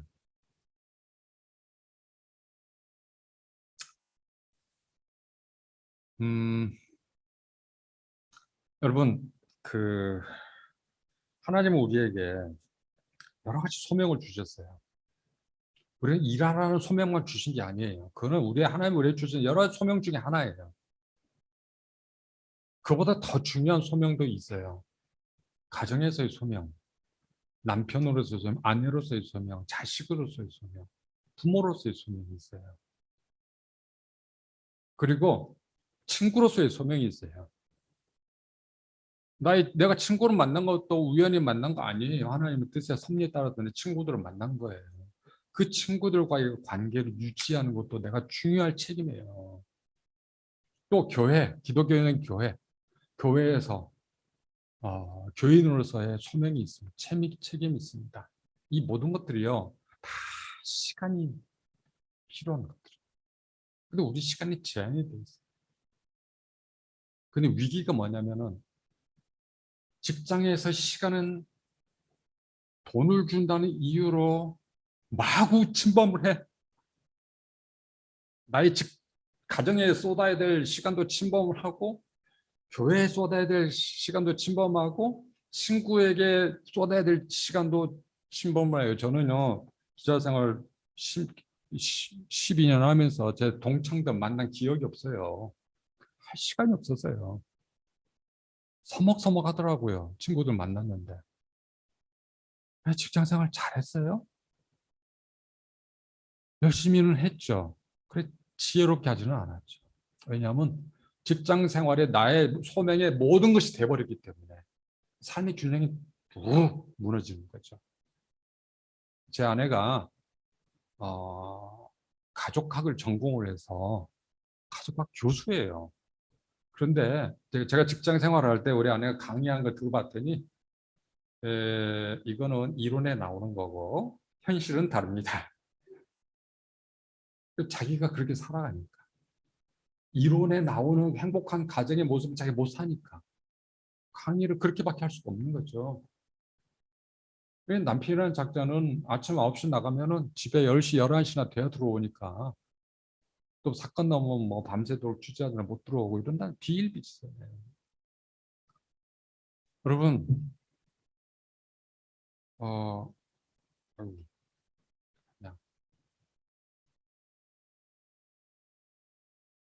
어, 그래서 이제 워라밸이 되게 중요해요. 워라밸, 워크 앤 라이프 밸런스 유지하는 거예요. 근데요, 해보니까 어떤 문제가 발생하냐면 시간을 분배를 한다고 해서 그렇다고 관계가 좋아지는 것도 아니다라요. 정말 중요한 거는 뭐냐면 시간이 없으니까 간단하게 말씀드릴게요. 어, 진정성. 그래서 시간을 양적으로 쓰지 말고 질적으로 쓰라. 질적으로 쓰려면 열정과 진정이 전달이 돼야 돼요. 내가 비록 우리 회사에 프로젝트가 있어가지고 며칠은 집에 못 들어와 라고 이야기할 때 가정에서 아내가 내가 이야기를 한 이야기를 진정성 있게 받아들여주고 격려하고 위로를 받는 사람이 있고 또 핑계 대네. 그런 비난받는 사람이 있어요. 왜 그러겠어요? 평소에 관계를 진정성 있게 안 한 거예요. 여러분, 집에 남편이 주말에 잊는다고 해가지고 아내가 좋아하는 줄 아세요? 삼식이 취급받아요. 제발 좀 나가. 그런 사람도 집도 있어요. 왜냐하면 있는 게 귀찮아. 누워가지고 그냥 소파에서 뭐 밥 갖고 와라, 뭐 물 갖고 와라, 뭐 뭔가 신문시키고 뭐 딸을 자식은 인간 리모컨 시키고 말이야. 그렇게 해가지고 사랑 받겠습니까? 진정성 있게 내가 가장으로서 또 남편으로서 아내로서 비록 이 시간은 짧은 시간이지만 내가 최선을 다해 당신을 내가 정말 사랑합니다 라는 것을 보여줘야 돼요. 그러면은 그게 1시간이나 10분이라도 감동이 되고 믿게 되죠. 그래서 직장에 일이 많았을 때 어쩔 수 없이 직장에 출근을 해서 주말에도 일을 해야 될 때가 있는데 그때는 양해를 받을 수 있는 거죠. 근데 평소에 진정성이 없는 사람은 아무리 집에 시간을 많이 갖다 들여도 배척. 그런 사람들이 은퇴해가지고 집에 가면은요 낯선 사람이 돼요. 그래서 자꾸 집 밖으로 나가가지고 외롭게 인생을 살아요. 여러분 시간을 양적으로 쓰지 말고 질적으로 쓰셔요. 질적으로 쓰시는데 질적으로 쓴다는 뭔 말이냐면 누구를 만난 자기의 책임을 최선을 다해서 다 해라. 마음을 줘라. 그랬을 때 서로 바쁠 때 인정해 줄 수 있는 관계가 되는 거예요. 그게 바로 균형이에요. 네. 오늘 이제 제가 여러분 벌써 23분이에요. 시간이 벌써 이렇게 많이 지나서 제가 말을 너무 많이 해서 죄송합니다. 혹시 여러분들 그래도 여러분들 이제 남은 시간에 한 10분 정도 여러분들 현장에서 질문 있으시면 질문하시고 답하도록 하겠습니다. 네. 질문 있으십니까?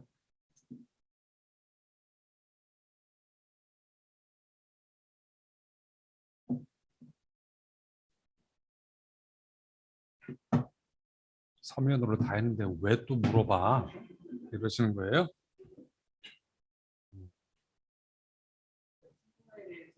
네. 네. 예.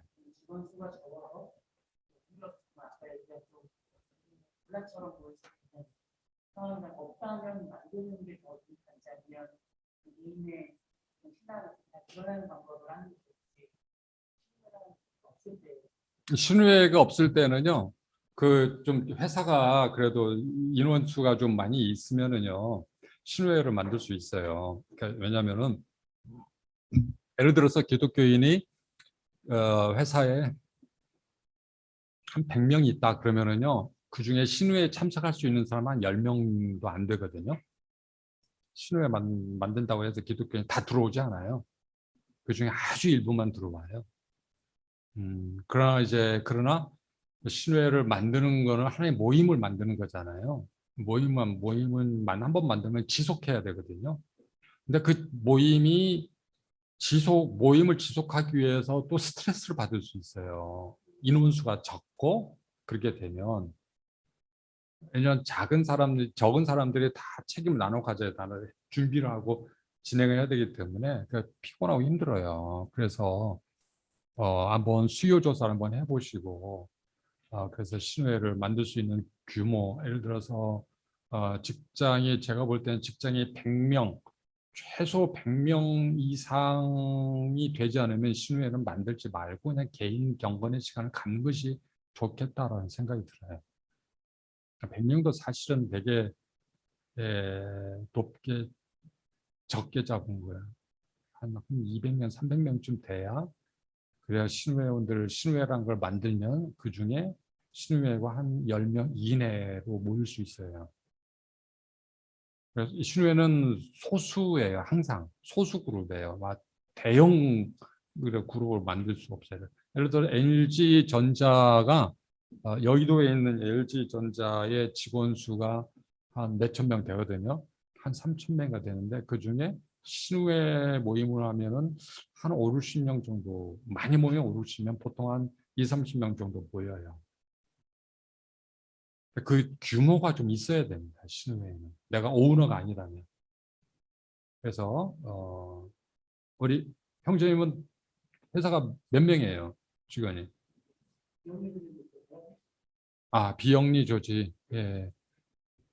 그랬을 때는 그냥 개인적으로 뭐 한두 명 정도, 두세 명 정도 이렇게 마음이 맞는 사람끼리 신우회라고 조직하지 말고 믿음의 친구를 사귀어서 정기적으로 한번 모여서 대화하고 밥 먹고 기도하고 그런 정도로 하면은 서로 도움이 될 것 같습니다. 네. 네. 신우회는 직장생활의 필수는 아니에요. 도움이 될 수 있는 여지가 많죠. 그러나. 네. 또 다른 질문 있으신가요?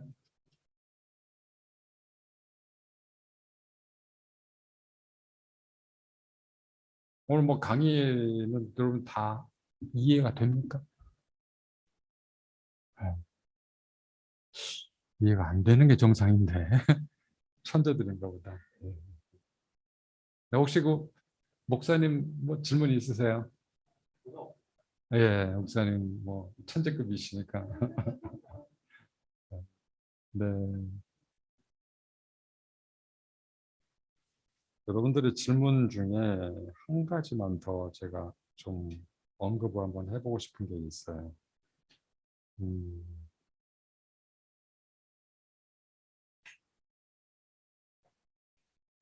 인간관계에 관한 건데요. 상식적인 개념이 통하지 않는 상대에게 어디까지 참아줘야 할까요? 몇 번 말을 해도 변화되지 않는 사람의 관계는 예, 끊어내는 것이 맞을까요? 하기에는 잘못한 또 그렇게 하기에는 잘못한 것 같은 생각이 들었어요. 실제 굉장히 이런 케이스가 많아요. 직장에요. 정말 표현을 좀 조심해야 되겠지만은 사이코 같은 사람들도 있어요. 언제 나밖에 모르는 사람들이 있어요. 보통 말이 안 통하는 사람이 있어요. 이럴 경우에는요, 말을 통할 거라고 기대하면 안 됩니다. 그리고 말을 통해야 된다는 의무감도 가질 필요가 없어요. 안 바뀌어요. 너는 너고 나는 나야. 이런 관점을 가지셔야 돼요. 그래서 자꾸 나와 저 사람을 오버랩 시켜가지고 바운더리 경계를 서로 넘어가려고 하지 마세요. 직장에서는 여러분, 우리 그리스도인들도 실수하는 게 중에 하나가 뭐냐면 자꾸 우리가 적극적으로 사랑해야 된다는 사랑의 의무감 때문에 상대방과 나와의 사이에 있어야 될 경계를 막 넘어가려고. 너무나 많이 사랑해 주려고. 근데 그 사랑 아니에요. 상대방이 요구하지 않기 때문에, 원하지 않기 때문에. 사랑은 여러분, 상대방이 필요로 하고 요구했을 때, 그것을 채워줄 때 가장 효과가 효율적이고, 그리고 진정한 사랑으로 인정을 받아요.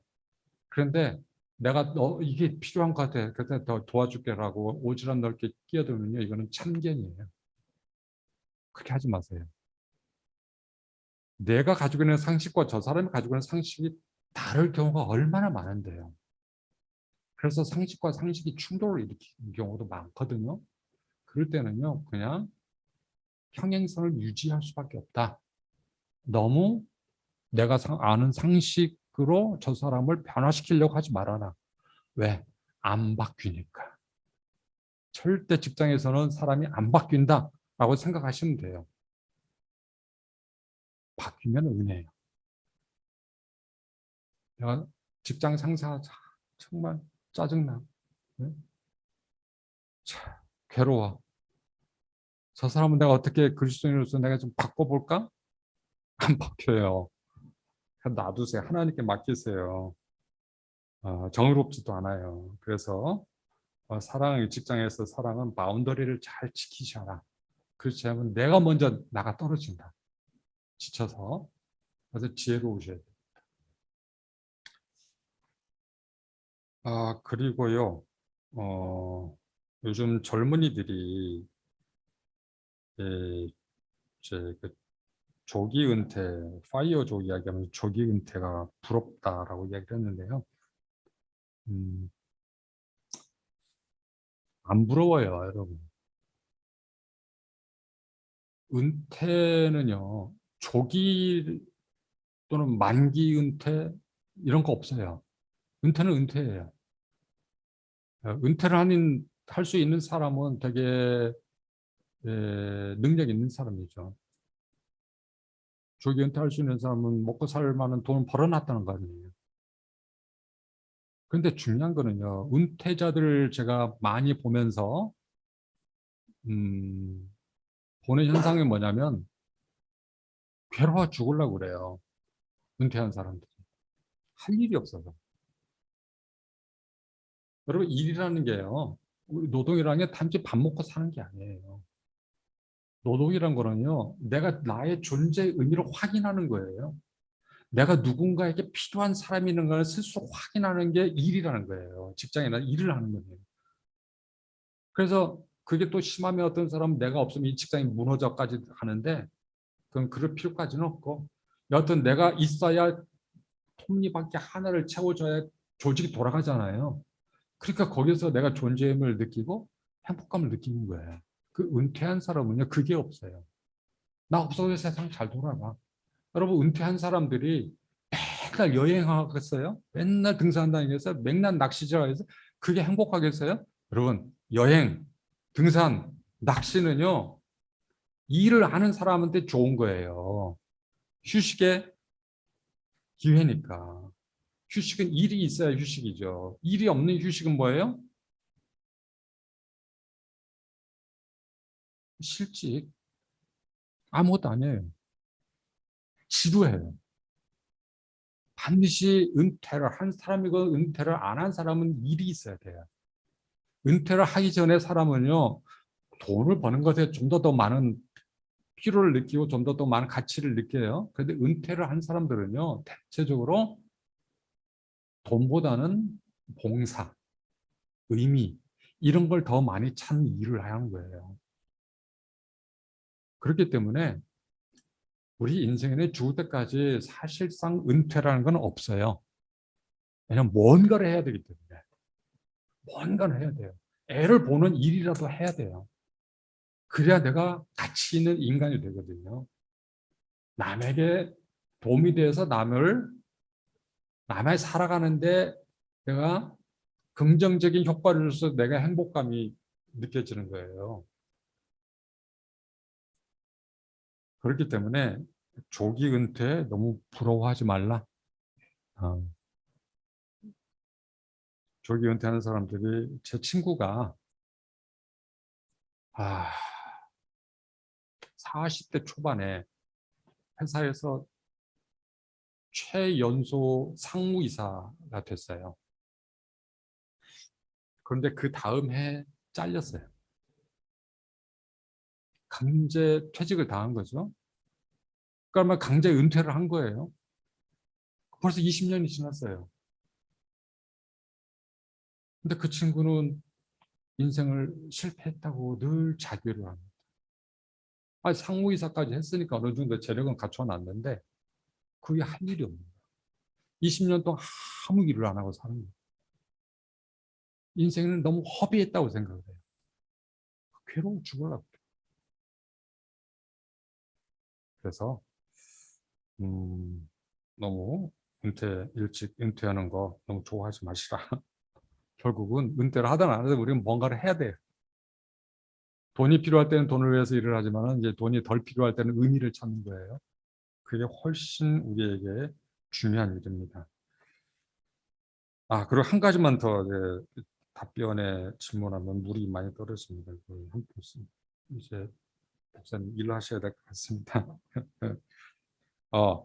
회장 및 경영진이 법적으로 문제는 없지만 도덕적으로 문제가 있는 행동을 합니다. 예를 들면 불륜을 하고 그것이 들키자 회사 돈으로 무마하고 본인의 지위를 지키기 위해 악한 의도로 부하 직원을 희생시키는 등 그런 일을 하는데, 내가 경영진의 지시를 받고 열심히 일하는 것이 직접적으로는 아니지만 간접적으로 그들의 악한 행동을 도와주는 것이 아닐까 하는 의문이 듭니다. 하지만 그렇다고 해서 적법한 권위가 있는 경영진이 지시하는 사항을 거부하고 회사를 그만둘 수 없습니다. 이런 상황을 어떻게 해야 되나요? 내가 열심히 일을 했어. 내가 열심히 일해서 벌어준 돈으로 우리 경영진은 불륜을 저질러 불법적인 일을 해. 그럼 내가 일을 하는 거지 저 사람이 불법을 수행하는 것을 내가 도와주는 거 아니냐? 충분히 그렇게 생각할 수 있죠. 여러분, 이거는요, 이 범주의 오류예요. 이런 사고방식은 범주의 오류. 무슨 뜻이냐면, 내가 회장의 지시를 받고 일을 해서 회사가 발전하는 거하고, 회장이 불륜을 저질러서 불법적인 일을 하는 거하고 완전히 다른 영역이에요. 내가 벌어서 회사에서 돈을 벌어줬어. 그러면 그 돈을 가지고 회장이 뭔 짓을 하든 그건 나하고는 상관이 없는 일이에요. 근데 그 사람의 윤리의 문제라는 거죠. 그 윤리의 문제 때문에 내가 직장을 계속 이 직장에 저 사람을 위해서 돈을 벌어줘야 되네 말아줘야 되네 그 고민을 할 필요가 없다는 거. 왜냐하면은 내가 일을 해서 돈을 벌어주는 사람이 회장만 있는 게 아니기 때문에요. 내가 일을 해서 함께 일을 해가지고 함께 먹고 살아가는 것이거든요. 회장만 먹고 살아가는 게 아니잖아요. 경영진만 있는 게 아니잖아요. 직원들이 있잖아요. 직원들 우리 함께 일해서 함께 먹고 살아가요. 그중에 많은 부분이 회장한테 가요. 근데 그 사람이 그 돈을 어떻게 쓰든 그거는 그 사람이 책임질 일이지 내가 책임질 일이 아니에요. 나는 내가 일을 해가지고 계약한 대로 정의롭게 일을 해서 돈을 받고, 그리고 내가 일을 통해서 다른 사람들과 함께 협력해서 다른 사람도 함께 먹고 살아가게 도와주는 거. 이건 분류해서 생각하셔야 돼요. 혼돈하지 마시라.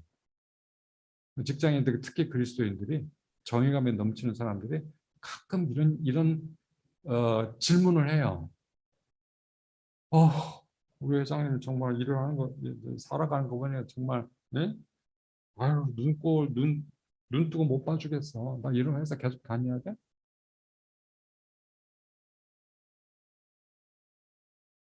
더 좋은 데 있으면 가세요. 그런데 그게 아니라면 그냥 그 일을 해도 괜찮아요. 그 사람은, 그 회장은 하나님 앞에 심판을 받고 법의 심판을 받을 거예요. 그건 그 사람의 문제이고, 나는 일을 통해서 이 회사에 기여하고 세상에 기여하고 동료들이 기여하고, 그게 내가 일을 하는 목적이죠. 회장을 위해서 일하는 건 아니잖아요. 그래서 여러분들이 그런 부분에 좀 더 지혜롭게 생각하시라는 것이고요. 자,